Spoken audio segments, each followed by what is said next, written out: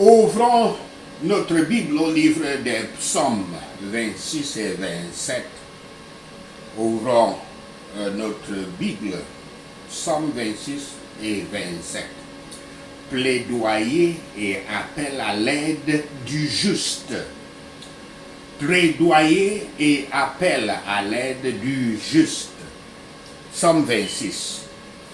David appelle Yahweh concernant son intégrité. Verset 1 à 3. Ceci est la prière de David pour la justification.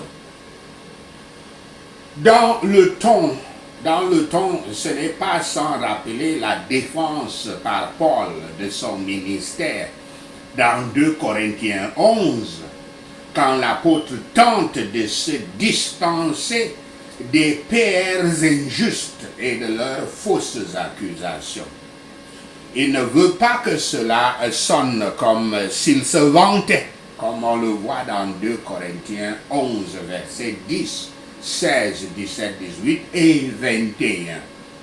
Mais il doit énoncer fortement et clairement certaines vérités sur lui-même. Donc également, David estime nécessaire de se défendre. L'appel de David est dirigé vers Yahweh, de sorte que toute inexactitude ou exagération sera rapidement réfutée. Ses prétentions à une vie irréprochable ne suggèrent pas qu'il est sans péché, mais plutôt qu'il n'a pas intentionnellement profité des autres. Un résultat de sa foi inébranlable en Yahweh. David invite Yahweh à examiner ses pensées et ses sentiments, car il essaie continuellement de se rendre compte de l'amour et de la vérité de Yahweh. David ici, par l'esprit de la prophétie, parle de lui-même comme d'un type de Christ. À propos de qui ce qu'il dit ici de son innocence sans tache était pleinement et imminemment vrai. Du Christ uniquement et à lui nous pouvons l'appliquer. Nous sommes complets en Yahshua. L'homme qui marche dans son intégrité, mais qui croit entièrement à la grâce de Yahweh, est dans un état d'acceptation, selon l'alliance dont Yahshua était le médiateur, en vertu de son obéissance sans tache jusqu'à la mort. Cet homme désire que son âme soit recherchée et éprouvée par Yahweh. Il est donc conscient de la tromperie de son propre cœur. Il désire détecter et mortifier tout péché. Et il désire être satisfait d'être un vrai croyant et de pratiquer les saints commandements de Dieu. Prendre grand soin d'éviter la mauvaise compagnie est à la fois une bonne preuve de notre intégrité et un bon moyen de nous y maintenir dans l'intégrité. Des hypocrites et des dissimulateurs, des diviseurs, faut-il dire, des hypocrites et des diviseurs peuvent être trouvés en train d'attendre les ordonnances de Yahweh. Mais c'est un bon signe de sincérité si nous les attendons, comme nous le dit le psalmiste ici, dans l'exercice de la repentance et de l'obéissance consciencieuse. Il sent la terre ferme sous lui. David sent la terre ferme sur lui. Et comme il se plaît à bénir Yahweh avec ses congrégations sur la terre, il espère que bientôt il rejoindra la grande assemblée dans les cieux en chantant les louanges à Yahweh et à l'agneau pour toujours. Psaume 27. Psaume 27, versets 1 à 6. La foi du psalmiste, verset 1. La peur est une émotion universelle qui déclenche fréquemment une réaction de, je cite ceci, combat ou de fuite. Une réaction de combat ou de fuite chez les gens. Lorsqu'elles ont peur, certaines personnes rassemblent tout le courage qu'elles peuvent et tiennent leur position, que ce soit ou non un bon choix. Au premier signe d'ennui, les autres fuient pour pouvoir vivre et se battre un autre jour. David commence ce psaume avec ses propres questions sur la peur et conclut avec une autre option pour répondre à la peur qui consiste à ne ni combattre ni fuir. David a donné à cette question de la peur plus de pensée que la plupart des gens parce qu'il a déjà déterminé que Yahweh est sa lumière, son salut et sa force. Il ne trébuchera pas dans les ténèbres comme beaucoup le font. Il a un sauveur et de la sécurité même pendant les moments les plus alarmants. Versets 4 à 6. Face à la peur, David garde ses priorités claires. Une relation à vie avec Yahweh au tabernacle. Ses yeux ne sont pas dirigés vers l'ennemi qui approche, mais plutôt vers la beauté de Yahweh. Par conséquent, il a confiance que lorsque le problème viendra, Yahweh le protégera et le soutiendra. Plutôt que de paniquer, il peut répondre avec des chansons et des cris de joie. Yahweh, qui est la lumière du croyant, est la force de sa vie, non seulement par qui, mais en qui il vit et bouge. En Yahweh, fortifions-nous. La présence gracieuse de Yahweh, sa puissance, sa promesse, sa promptitude à entendre la prière, le témoigne de son esprit dans le cœur de son peuple. Ce sont là les secrets de son tabernacle. Et dans ceci, les saints trouvent la cause de cette sainte sécurité et de cette paix d'esprit dans lesquelles ils demeurent à l'aise. Le psalmiste prie pour une communion constante avec Yahweh dans les saintes ordonnances. Tous les enfants de Yahweh désirent habiter dans la maison de leur Père.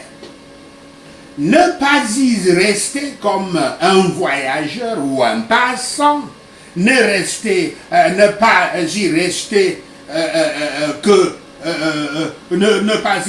pour une nuit, ou habiter là pour un temps seulement comme le serviteur qui ne demeure pas dans la maison pour toujours, mais pour y habiter plutôt tous les jours de leur vie comme des enfants avec un père.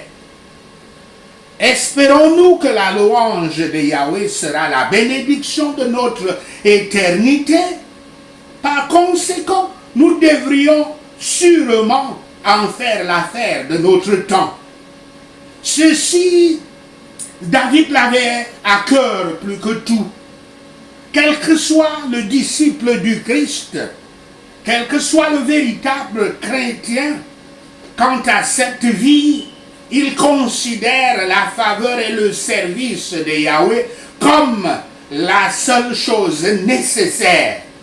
C'est ce qu'il désire, prie et cherche, et dans cela, il se réjouit. Psaume 27, versets 7 à 14. Le désir de David envers Dieu et l'attente de Dieu.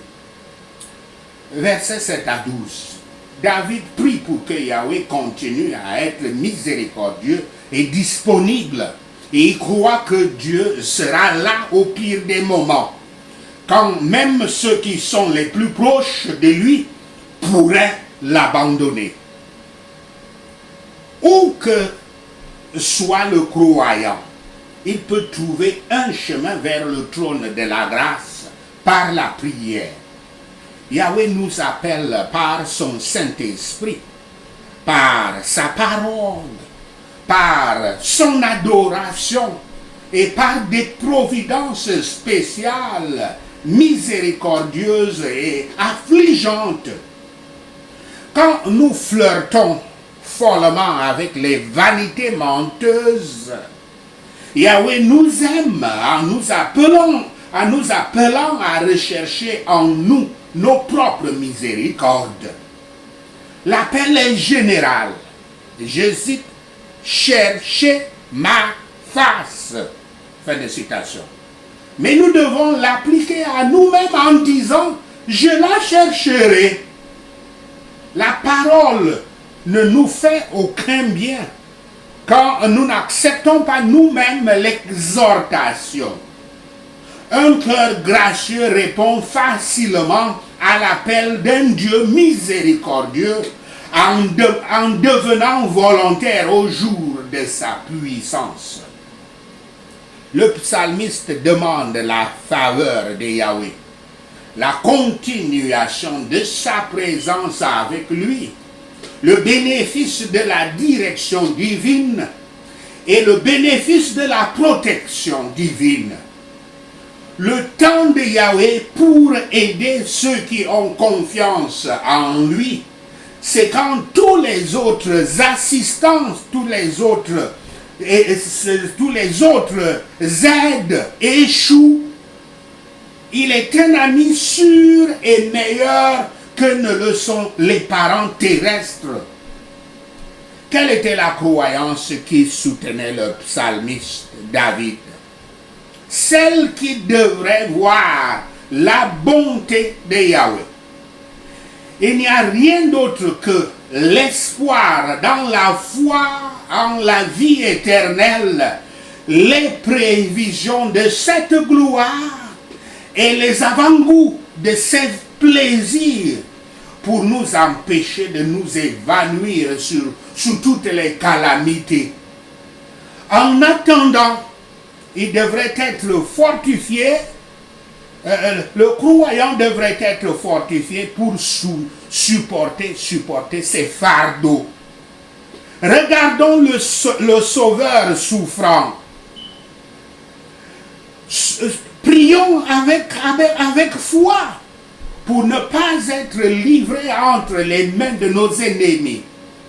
Encourageons-nous les uns les autres à entendre Yahweh avec une attente patiente et une prière fervente.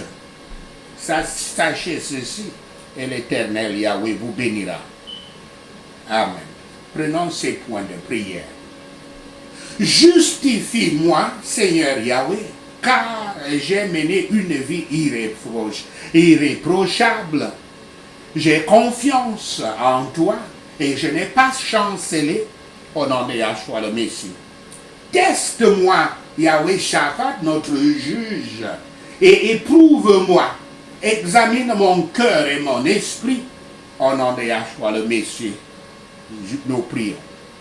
Car j'ai toujours été attentif à ton amour indéfectible et j'ai vécu en confiance dans ta fidélité au nom de Yahshua le Messie. Je ne suis pas assis avec les séducteurs et je ne m'associe pas aux hypocrites au nom de Yahshua le Messie. J'aborde l'assemblée des malfaiteurs et refuse de m'asseoir avec les méchants au nom de Yahshua le Messie. Je lave les mains dans l'innocence et je vais autour de ton autel, Seigneur Yahweh, en proclamant à haute voix ta louange et en racontant toutes tes actions merveilleuses au nom de Yahshua le Messie. Éternel Yahweh, j'aime la maison où tu vis, le lieu où ta gloire habite, au nom de Yahshua le Messie. Yahweh Shaphat, notre juge, n'emporte pas mon âme avec les pécheurs, ma vie avec ceux qui sont assoiffés de sang, entre les mains des méchants dont les mains droites sont pleines de pots de vin, au nom de Yahshua le Messie. Père Yahweh, je mène une vie irréprochable. Délivre-moi et sois miséricordieux envers moi, au nom de Yahshua le Messie. Mes pieds reposent sur un sol plat. Dans la grande congrégation, je louerai Yahweh, au nom de Yahshua le Messie. Yahweh est ma lumière et mon salut. De qui aurais-je peur, au nom de Yahshua le Messie? L'Éternel est la forteresse de ma vie. De qui aurais-je peur, au nom de Yahshua le Messie? Quand les méchants avancent contre moi pour me dévorer, ce sont mes ennemis et mes oppresseurs qui vont trébucher et tomber, au nom de Yahshua le Messie. Bien qu'une armée m'assiège, mon cœur ne craint pas, au nom de Yahshua le Messie. Bien que la guerre éclate contre moi, même en ce moment, je serai confiant, au nom de Yahshua le Messie. Une chose que je demande au Père Yahweh, que je ne puisse demeurer dans la maison, que je puisse demeurer dans la maison de l'Éternel tous les jours de ma vie, pour contempler la beauté de l'Éternel et le suivre dans son temple, au nom de Yahshua le Messie. Car au jour de la détresse, il me gardera en sécurité dans sa demeure, au nom de Yahshua le Messie. Yahweh Magen, notre bouclier, me cachera à l'abri de sa tente sacrée et me placera en haut sur un rocher, au nom de Yahshua le Messie. Alors ma tête sera élevée au-dessus des ennemis qui m'entourent, au nom de Yahshua le Messie. À la tente sacrée de Yahweh, je sacrifierai avec des cris de joie, je chanterai et ferai de la musique à l'Éternel, au nom de Yahshua le Messie. Écoute ma voix quand j'appelle Seigneur Yahweh Shaddai. Sois miséricordieux envers moi et réponds-moi, au nom de Yahshua le Messie. Mon cœur dit de toi, cherche sa face, ton visage, Yahweh, je cherche, au nom de Yahshua le Messie. Ne me cache pas ta face, ne renvoie pas ton serviteur de colère. Yahweh Ezer, tu as été mon aide, au nom de Yahshua le Messie. Ne me rejette pas, ne m'abandonne pas, Dieu mon sauveur, au nom de Yahshua le Messie. Bien que mon père terrestre et ma mère terrestre m'abandonnent, le Père Yahweh me recevra, au nom de Yahshua le Messie. Apprends-moi ton chemin, Yahweh Rai, conduis-moi dans un chemin droit à cause de mes oppresseurs, au nom de Yahshua le Messie. Ne me livre pas au désir de mes ennemis, éternel Yahweh, car de faux témoins s'élèvent contre moi en scandant des accusations malveillantes, au nom de Yahshua le Messie. Je reste confiant en ceci. Je verrai la bonté de Yahweh dans le pays des vivants, au nom de Yahshua le Messie. Frères et sœurs, soyez forts et prenez courage et attendez Yahweh. Merci Seigneur, au nom de Yahshua le Messie, je prie. Seigneur Yahweh, nous te remercions pour ta parole de sagesse, ta parole de guider, ta parole d'enseignement, ta parole d'illumination, ta parole de renforcement spirituel, ta parole de croissance spirituelle, ta parole d'exhortation, d'exaltation, exaltation spirituelle. Merci Seigneur d'avoir entendu notre confession, d'avoir entendu nos prières de repentance. Et quand tu as entendu, tu as enlevé notre manteau de péché et de l'iniquité, et tu nous as habillés de ton manteau au plus propre que la neige, le manteau de ton propre Saint-Esprit. Merci Seigneur d'avoir entendu nos prières. Merci Père pour tes réponses à nos prières. Seigneur, nous te rendons gloire, nous te louons, nous t'adorons, nous bénissons ton Saint-Nom. Au nom de Yahshua le Messie, nous prions. Amen. Hallelujah.